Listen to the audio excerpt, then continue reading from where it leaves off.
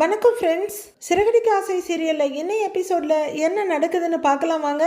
விஜயா மனோஜ் ரெண்டு பேரையும் விடாம கைப்பிடியா பத்திரத்தை எடுத்துட்டு கூட்டிட்டு வந்துடுறாங்க சிந்தாமணி. அப்போ உள்ள வர்ற பைனான்சியர் வாங்க வாங்க, இன்னைக்கு ஒரு முக்கியமான விஷயமா வெளியே போக வேண்டியது இருந்தது, நீங்க வர்றீங்கன்னு சொன்னதுனால நான் நேரா இங்க வந்துட்டேன் அப்படின்னு பைனான்சியர் ஏதோ பெரிய தியாகம் பண்ண மாதிரி சொல்ல, இவங்களுக்கு அவசரமா பணம் தேவைப்படுது அதனாலதாங்கிறாங்க சிந்தாமணி.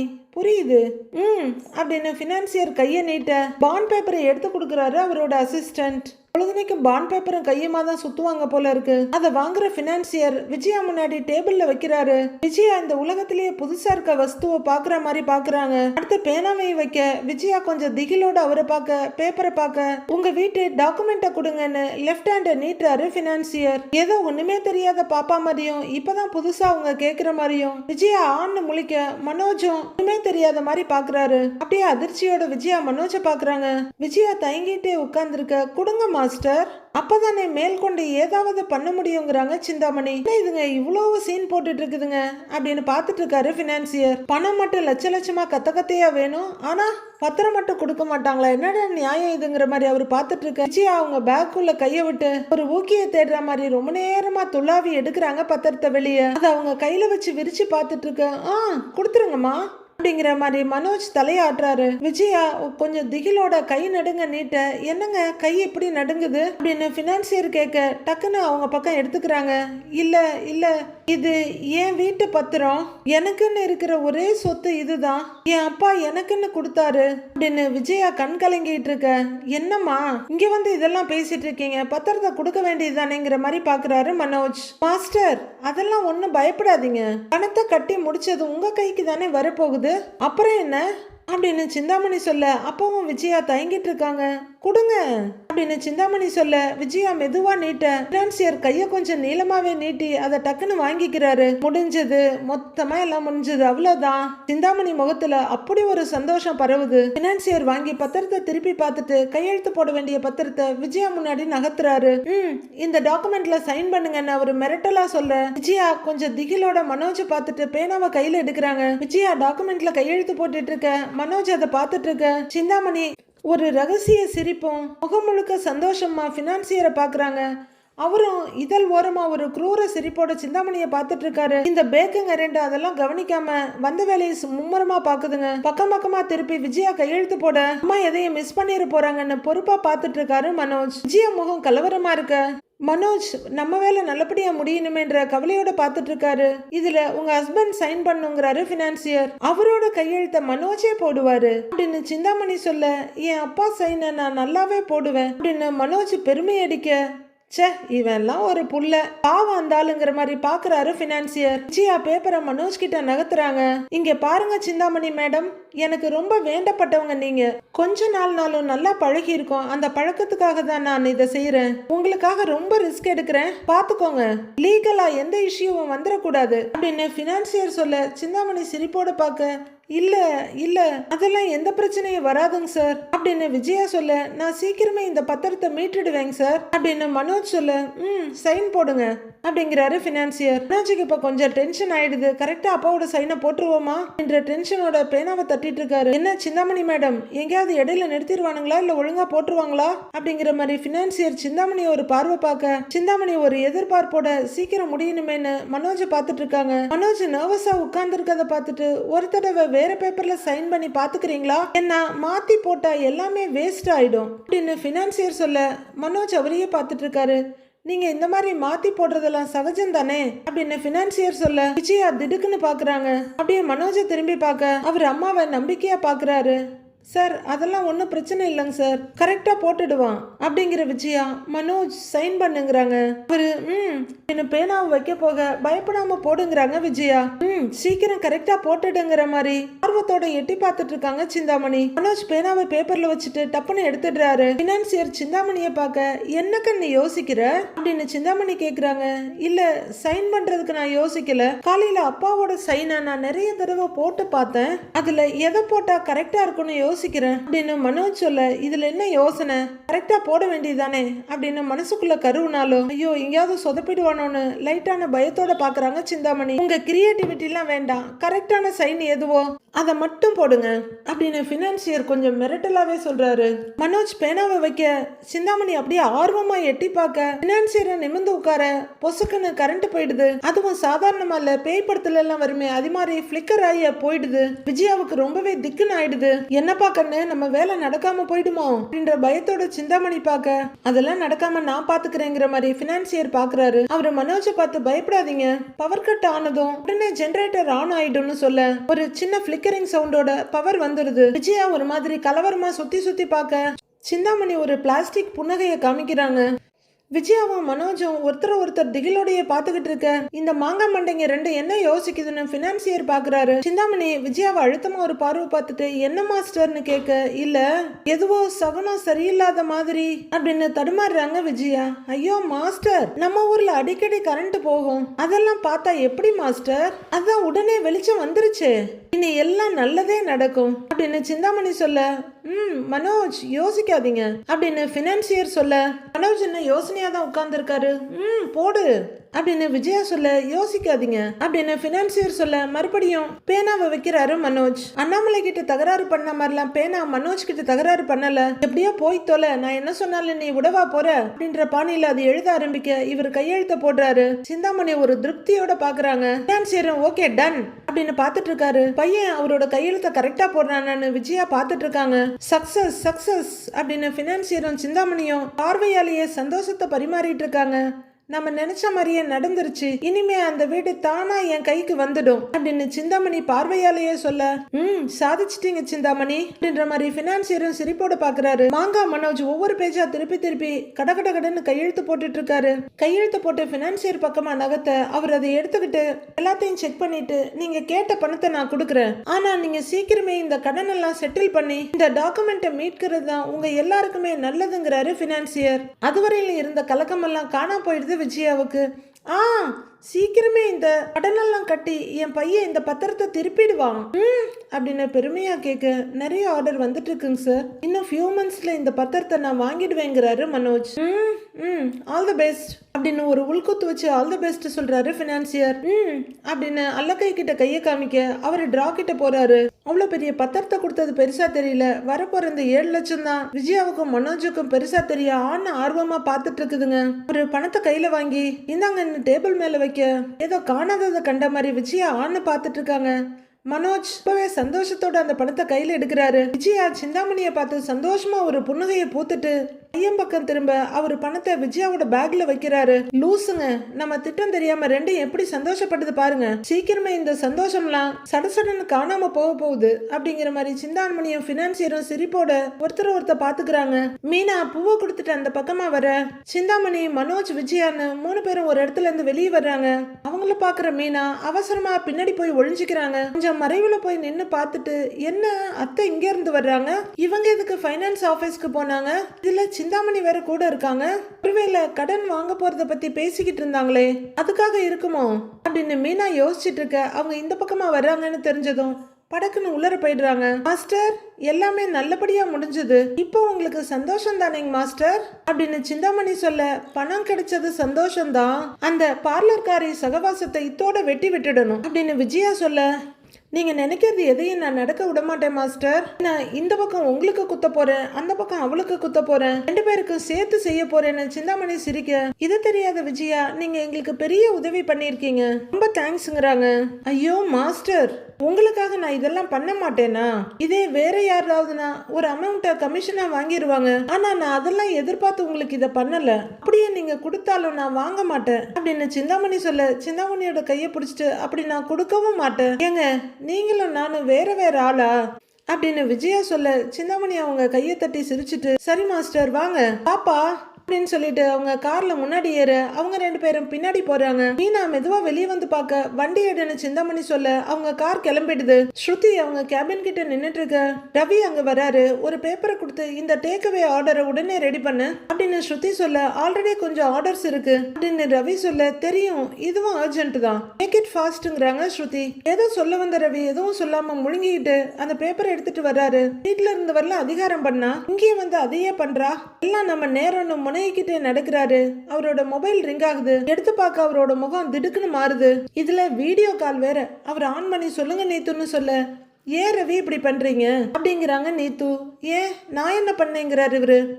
என்னாச்சு நான் என்ன பண்ணேங்கிறீங்க என்னை வந்து பார்க்கணும்னு உங்களுக்கு தோணவே இல்லையா அப்படின்னு உரிமையா பொண்டாட்டி ரேஞ்சு கேக்குறாங்க நீத்து. ரவிக்கு சலிப்பும் கடுப்புமா இருக்கு. அவரு முகத்தை திருப்பிக்க நான் உங்களை உடனே பார்க்கணும் ரவி இப்பவே வாங்கலைங்கிறாங்க நீத்து. இங்க பாருங்க நீத்து சில விஷயங்கள்லாம் உங்களுக்கு சொன்னா புரியவே மாட்டேங்குது. எனக்கு இப்ப பேச டைம் இல்ல ஒர்க் இருக்கு அப்படின்னு ரவி கடுப்படிக்க அப்ப நான் உங்களுக்கு முக்கியம் இல்லையான்னு கேக்குறாங்க நீத்து. நிறைய ஆர்டர் இருக்கு நீத்து அப்படின்னு ரவி கத்த ப்ளீஸ் ரவி ஒரு 5 மினிட்ஸ் வந்து என்கிட்ட பேசிட்டு போயிடுங்க ஒன்லி 5 மினிட்ஸ் அதுக்கப்புறம் நான் உங்களை டிஸ்டர்ப் பண்ணவே மாட்டேன் அப்படின்னு நீத்து சொல்ல கஷ்டப்பட்டு கண்ட்ரோல் பண்ணிட்டு சாரி நீத்து என்னால இப்ப வர முடியாது எனக்கு ஒர்க் இருக்கு வீக்கெண்ட் வேற கிரவுட் அதிகமா இருக்குங்கிறாரு ரவி. ப்ளீஸ் ரவி 5 மினிட்ஸ் நான் உங்களை பார்க்கணுங்கிறாங்க நீத்து.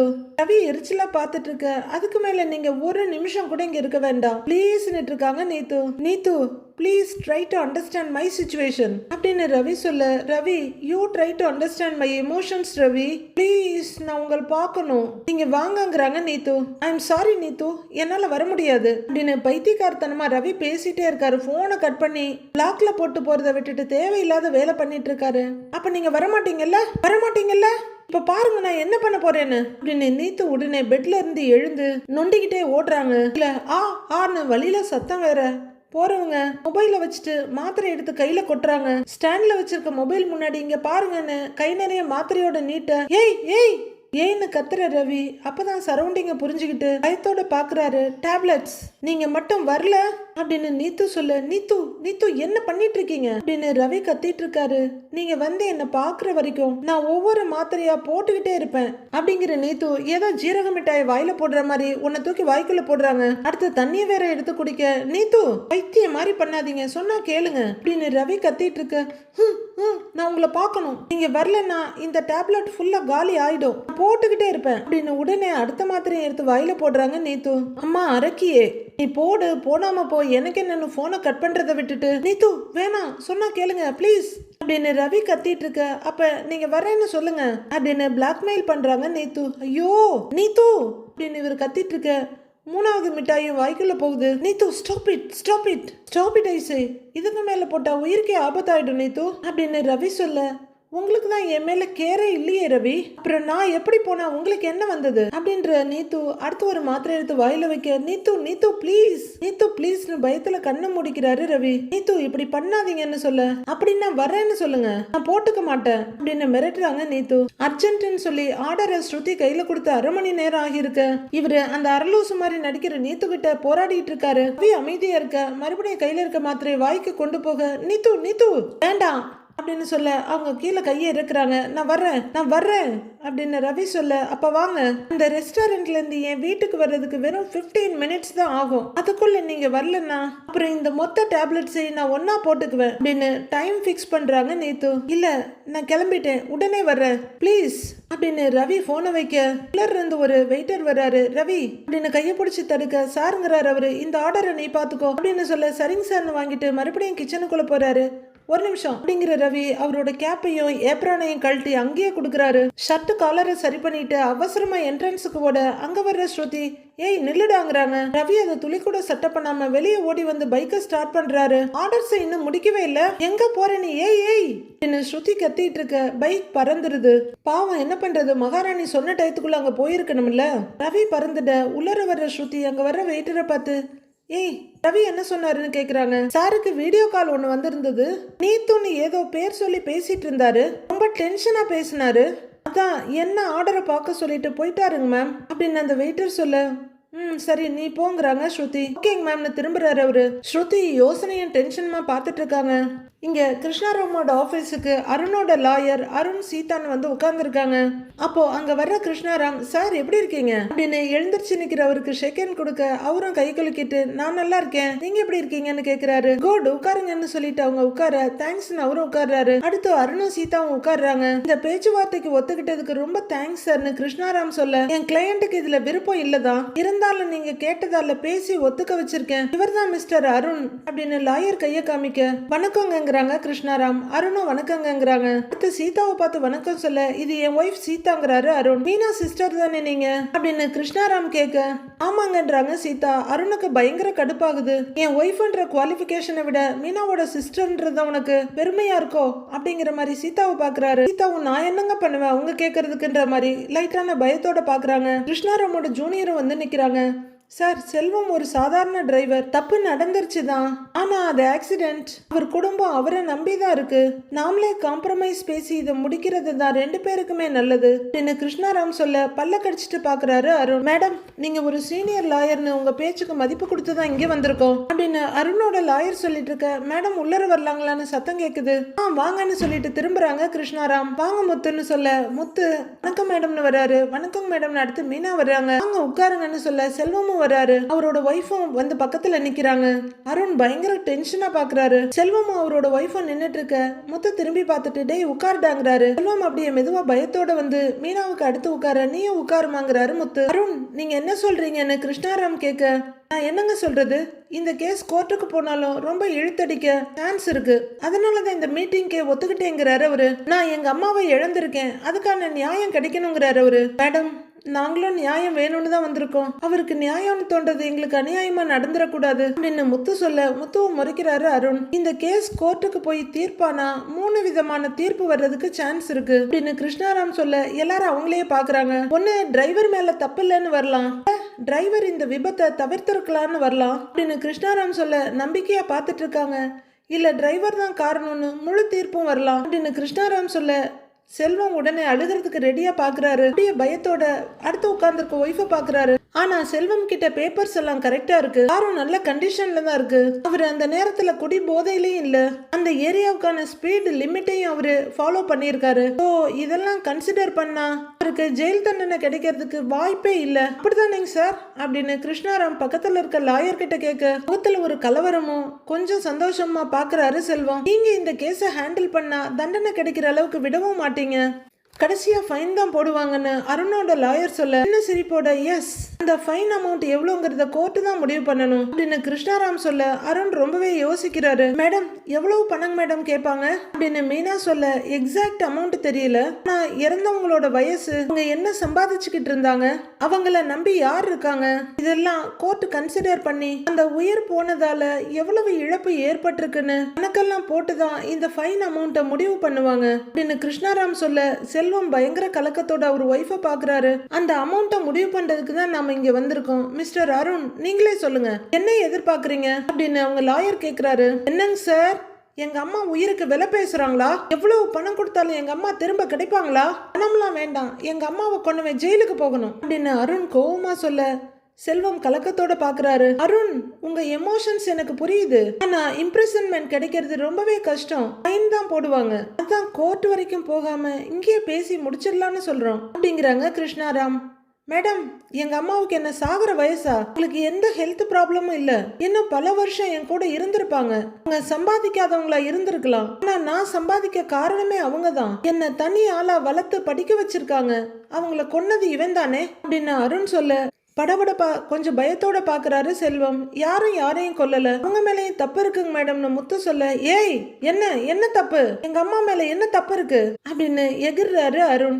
ஏங்க வேணாங்க அப்படின்னு சீதா அவரோட கைய பிடிக்க சீதா ஒரு முறை முறைக்கிறாரு. அருண் இருங்க, இப்படி கோவப்பட்டா எப்படி, பேசதானே வந்திருக்கோம், அம்மா மேலேயும் தப்பு இருக்கு, அவங்க போன் பேசிக்கிட்டே ரோட்டை கிராஸ் பண்ணிருக்காங்க, ஆயர் சார் சொல்லுங்க அப்படின்னு கொஞ்சம் டென்ஷனோட சொல்றாங்க கிருஷ்ணாராம். ஆமா அருண், அந்த ஏரியா சிசிடிவி ஃபுட்டேஜ் பார்த்துட்டு இன்ஸ்பெக்டர் அதை தான் சொன்னாரு அப்படின்னு அவரோட லாயர் சொல்ல அருண் டென்ஷனோட அமைதியா வாய முடிக்கிறாரு. நான் கூட ஹாரன் அடிச்சேங்க மேடம், ஆனா அத கூட அவங்க கவனிக்கலன்னு செல்வம் சொல்ல அதுக்கு ஏத்தி சாவடிச்சிருவியா, கொன்னுட்டு தப்பிக்க காரணம் சொல்றியா நீ, ஏய் நீங்க இதெல்லாம் பிளான் பண்ணி தான் பண்ணிருக்கீங்க அப்படின்னு ஆரம்பிக்கிறாரு அருண். ஐயோ அப்படின்னு மீனா பார்க்க, மேடம் யாரும் எந்த பிளானும் பண்ணலாம் இல்லைங்க மேடம், இது ஒரு விபத்து தானா நடக்கிறது. அதுவும் இவங்க அம்மா கார் வர்றதை பார்த்துருந்தாங்கன்னா இதெல்லாம் நடந்திருக்காது அப்படிங்கிறாரு முத்து. மேடம் இந்த கேஸ் எனக்கும் செல்வத்துக்கும் இடையில நடக்குது, இவர் எதுவும் பேச வேணாம்னு சொல்லுங்க, முதல்ல இவரை வெளியே அனுப்புங்க அப்படின்னு அருண் கத்த. ஏங்க அவர் ஒண்ணு இங்க பிரச்சனை பண்ண வரல, செல்வத்துக்காக தான் பேச வந்திருக்காரு அப்படின்னு மீனா சொல்ல. ஏங்க கொஞ்சம் பொறுமையா இருங்கிறாங்க சீதா. என்ன உங்க மாமாவையும் அக்காவையும் கண்டவன உனக்கு திமிர் துளிருட்டு போச்சா அப்படிங்கிற மாதிரி முறைக்கிறாரு அருண். சீதா சை இவங்கிட்ட போய் என்னடா பேசணுங்கிற மாதிரி கொஞ்சம் அமைதியா இருந்துக்கிறாங்க. செல்வம் பரிதாபமா உட்கார்ந்துருக்க. மேடம் ஜெயிலுக்கு போக மாட்டான்னு சொல்றீங்க, இதுக்கு மேல நான் என்ன பண்றது அப்படின்னு அருண் கத்த.